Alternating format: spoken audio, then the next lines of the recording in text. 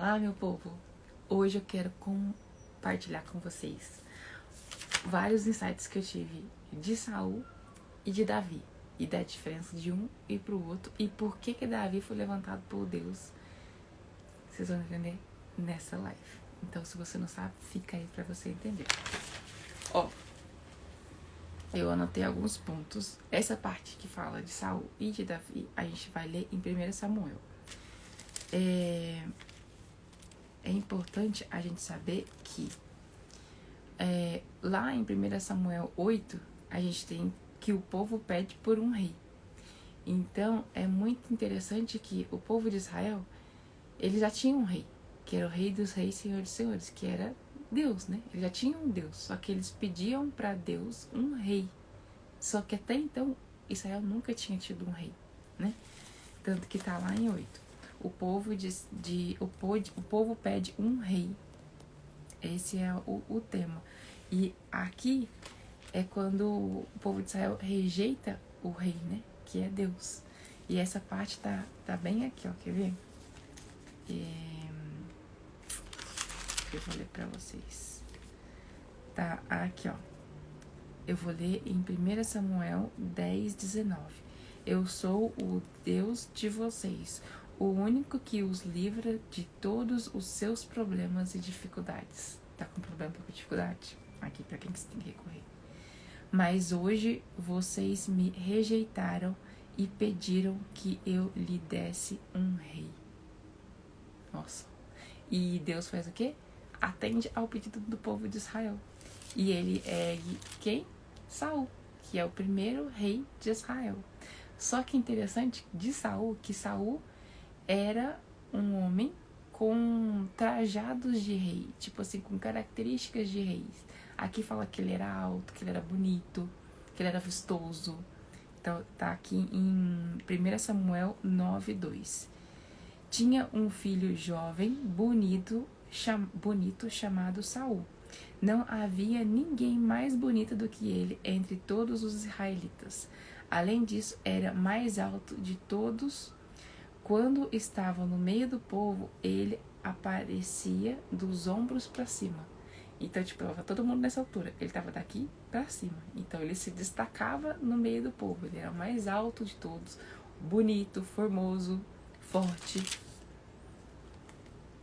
E aí, ele é ungido como rei, né? E quer ver a parte que ele foi ungido como rei? Peraí que eu perdi.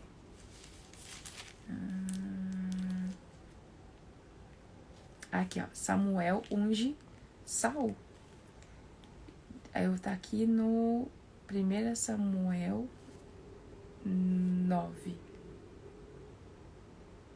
Quase no 10, tá assim. De madrugada, Samuel foi ao terraço e chamou Saul, dizendo: Levante-se, que esta é a hora de ir. Vou acompanhar você um pouco.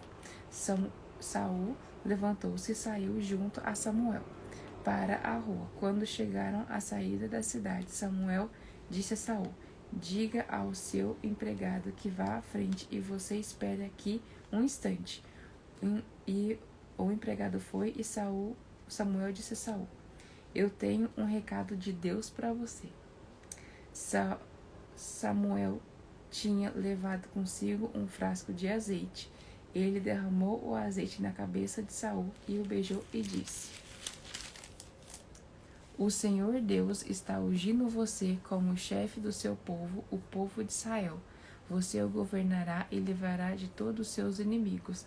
Esta é a prova de que Deus o escolheu para ser chefe do seu povo. Hoje, quando você for embora, encontrará 2 homens perto do túmulo. Enfim, foi a parte que Samuel unge Saul, certo? E é interessante, tem uma outra parte aqui no mesmo capítulo, que está no 1 Samuel 10:6, que fala assim: Então o Espírito do Senhor dominará você e você vai agir como profeta junto com eles e ficará uma pessoa diferente. Quando isso acontecer, faça tudo o que tiver de fazer, pois Deus estará com você. Então, quando ele é ungido, depois ele acontece que ele recebe, né, o Espírito do Senhor, que o domina. E, interessante, ele é ungido e aí depois ele se torna rei, certo? Só que diferente de Davi, Saul, como a gente já falou, ele era mais forte, ele era mais alto, ele era um rei com aparência de rei. Só que o que acontece? Saul começa a desobedecer algumas ordens que Deus tinha colocado como ordem para os reis seguirem, né? E uma delas é que ele desobedece. Quando Samuel fala para ele que era para ele enfrentar uma das guerras e era para ele destruir tudo, ele desobedece e não faz o que Samuel tinha pedido para ele fazer. Então ele desobedece a Deus. E isso era uma das coisas que ele já estava fazendo que não agradava a Deus. E qual que é a parte interessante dessa parte de submissão e autoridade? Quando Saul ele é ungido como rei, ele é levantado como autoridade, certo? Porque todas as autoridades são levantadas e colocadas por quem? Por Deus. Só que quando essa autoridade começa a desobedecer a Deus, o que acontece? Ele levanta outra pessoa. Por isso que quando Saul começa a desobedecer as coisas que Deus tinha colocado para ele fazer, o que acontece? Ele unge outra pessoa, que aí entra Davi. E o interessante, que eu acho mais intrigante, né? Davi, ele não vira rei assim que ele é ungido. Ele é ungido e depois, tipo assim, passa um bocado de tempo pra ele se tornar rei. E essa que é a parte mais interessante. Mas enfim, tô pulando um pouco aqui, mas eu vou voltar aqui pra vocês entenderem. Aí, por exemplo, aqui, ó.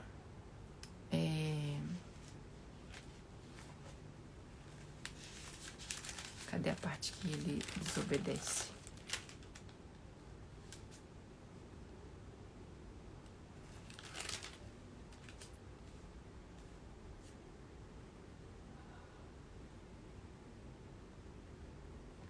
Aí, ó, a parte que ele desobedece não é aqui, ó. Guerra contra os Amalequitas. Samuel disse a Saul: o Senhor Deus me mandou ungir você para ser rei de Israel, povo dele. Agora escute que o Senhor Todo-Poderoso diz: ele castigará os Amalequitas, porque eles lutaram contra os israelitas quando estes vieram do Egito. Isso está em 1 Samuel 15, 3. Acompanha aí para vocês não perderem. Aí depois tá assim: vá, ataque os amalequitas e destrua completamente tudo o que eles têm. Não tenha dó nem piedade. Mate todos os homens e mulheres, crianças e bebês, gado, ovelhas, camelos e jumento, para eles destruírem tudo. Só que aqui que Saul faz? Aí aqui no 8 tá assim: porém, matou todo o povo. Saul e os seus soldados não mataram Agag, também não mataram as melhores ovelhas, os melhores touros, bezerros, carneiros e tudo mais que era bom, mas destruíram tudo que era imprestável e sem valor.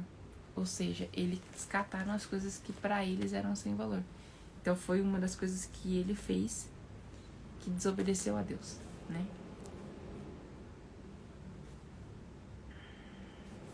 E aí tem uma parte aqui que eu grifei. Olha o tanto que tá grifado. Essa parte aqui, ó. Que tá assim: Samuel respondeu: o que é que o Senhor Deus prefere? Obediência ou oferta de sacrifícios?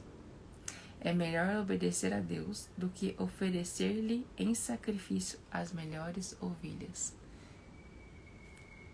A revolta contra o Senhor é tão grave como a feitiçaria, e o orgulho é pecado, como é pecado a idolatria. O Senhor o rejeitou como rei, porque você rejeitou as ordens dele. Aí aqui no 26 tá assim: você rejeitou as ordens do Senhor, as ordens de Deus, o Senhor, por isso ele também o rejeitou como rei de Israel. E aí depois no 28 tá assim: hoje Deus rasgou as suas mãos do reino de Israel e deu a alguém que é melhor do que você. O glorioso Deus de Israel não mente nem muda de ideia. Ele não é um ser humano e por isso não se arrepende.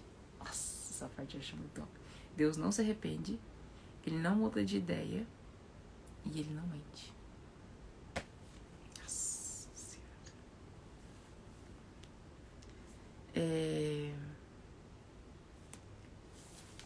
E aí vem a parte que Davi é ungido como rei. Essa parte eu acho muito interessante, porque o pai de Davi tinha vários filhos. Eu, se não me engano, era 7. E ele achando que ia ser esses 7. E não é nenhum desses 7. E aí, quando Samuel fala que Samuel, que também ungiu Saul, vai até o pai de Davi e pergunta pra ele, fala, você não tem mais nenhum filho? Aí ele fala, tenho o caçula, que tipo, era o pequenininho, o mirradinho. E aí ele vai mostrando de um em um. E Samuel vai falando, não é? E Deus dá clareza para Samuel que não é nenhum desses. Aí, quando chega, ele manda chamar Davi, que estava pastoreando lá as ovelhas. E aí, a hora que ele chega... não, primeiro Samuel fala assim, ninguém vai comer, ele chega com o jantar, né? Ninguém vai comer até que ele chegue. Então, fez questão de Davi chegasse. E aí, ele chega e ele é ungido como rei. Eu vou ler essa parte pra vocês que é muito interessante.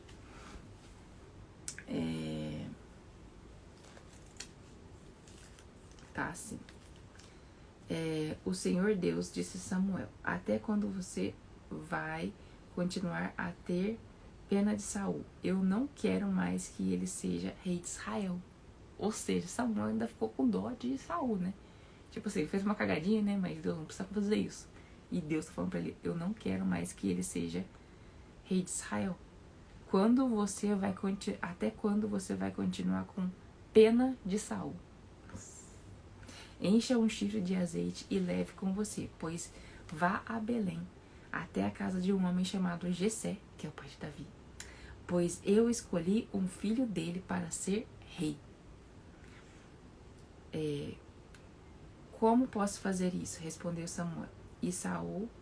Se Saul souber disso, ele me mata. E o Senhor Deus respondeu, leve um bezerro e diga que você foi lá para oferecer um sacrifício ao Senhor.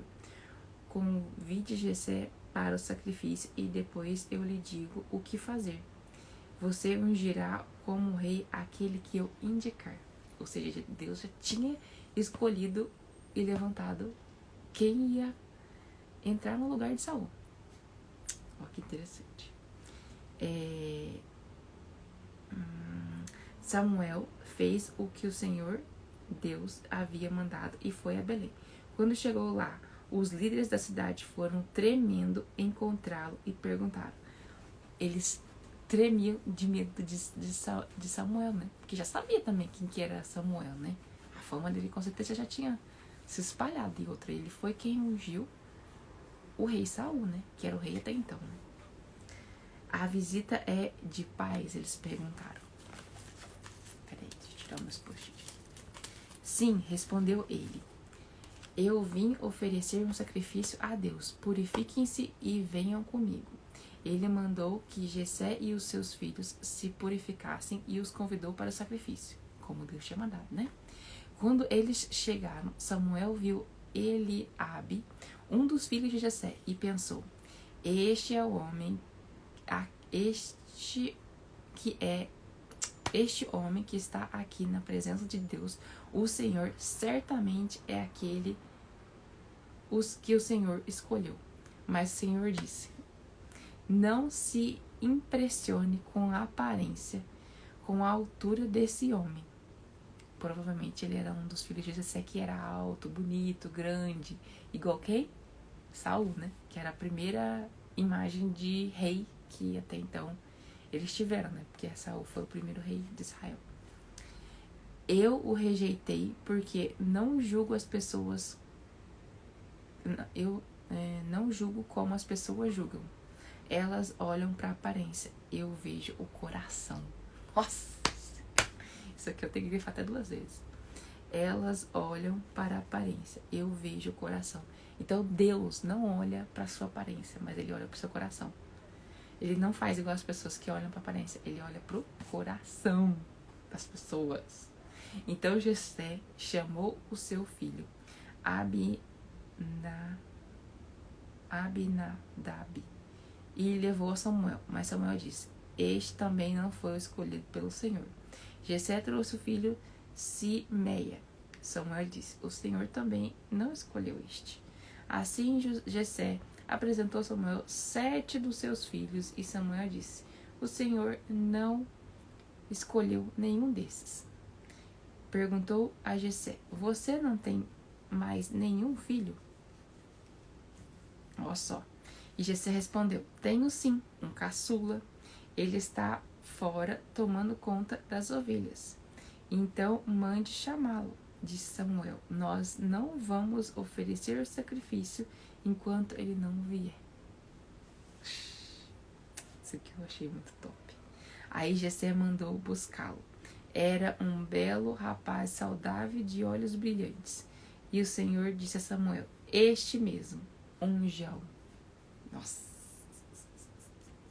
Samuel pegou o chifre cheio de azeite e ungiu Davi na frente de seus irmãos.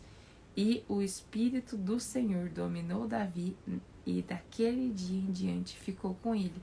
E Samuel voltou para Ramá. Interessante, né? O Espírito de Deus dominou Davi, certo? Agora, vê no 14 que fala, no 1 Samuel 16, 14. O Espírito do Senhor saiu de Saul, e um espírito mau, mandado por Deus, começou a atormentá-lo. Olha só como é que o jogo virou. O Espírito de Deus, né? Dominou Davi, saiu de Saul, e ainda Saul ficou meio que dominado. Veio que, como é que fala? Dominado por um espírito mau. E ele ficava atormentado. E aí, o que foram falar pra ele? Que quando ele ficasse atormentado pelos espíritos maus que Deus tinha mandado, que ele encontrasse um homem que soubesse tocar harpa. Adivinha quem que era o homem que tocava harpa? Davi. Olha só. E o mais interessante, aí Davi vai e toca harpa pro rei quando ele fica dominado por esses espíritos maus. Ele faz várias coisas, mas ele não vira rei assim que ele é ungido. Isso eu achei muito top. Ele vai até pro... Até anotei aqui, ó. Deixa eu ler minhas anotações aqui também. Vou compartilhar com vocês um pouquinho. Aí, ó.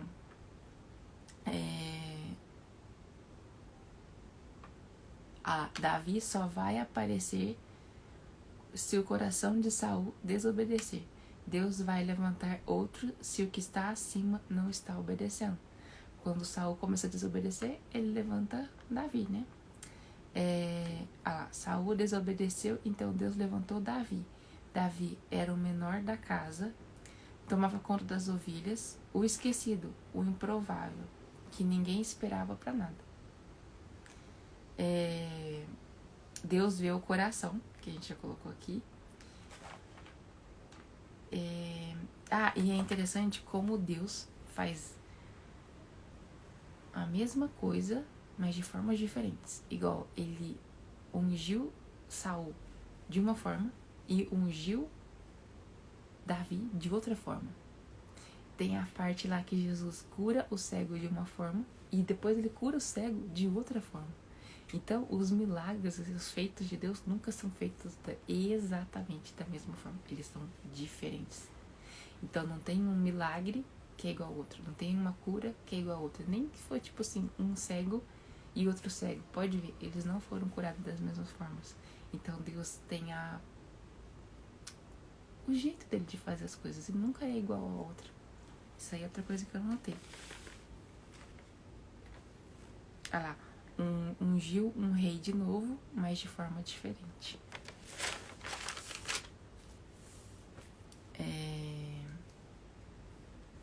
Que mais?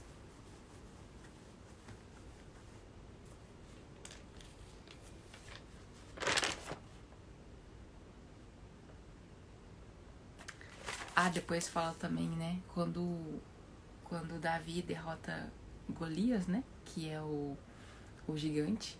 É interessante que ele vence e ele é levado pro palácio. Então, é interessante que ele aprende até nisso. Ele vai pro palácio do rei e mora no palácio do rei, mas ele ainda não é rei. Então, ele aprende várias coisas de como é ser rei, não sendo rei ainda. Interessante essa parte aqui. Davi é levado para o palácio do rei. Aprendeu a ser rei vendo um rei. Comia na mesa do rei e não pagava impostos como igual ao rei. Experimentou como é ser rei sem ser rei ainda. Nossa, eu achei muito, muito top isso aqui. O que mais?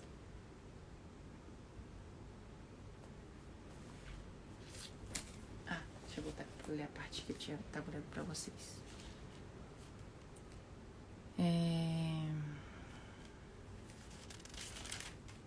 Qual que era a outra parte que eu...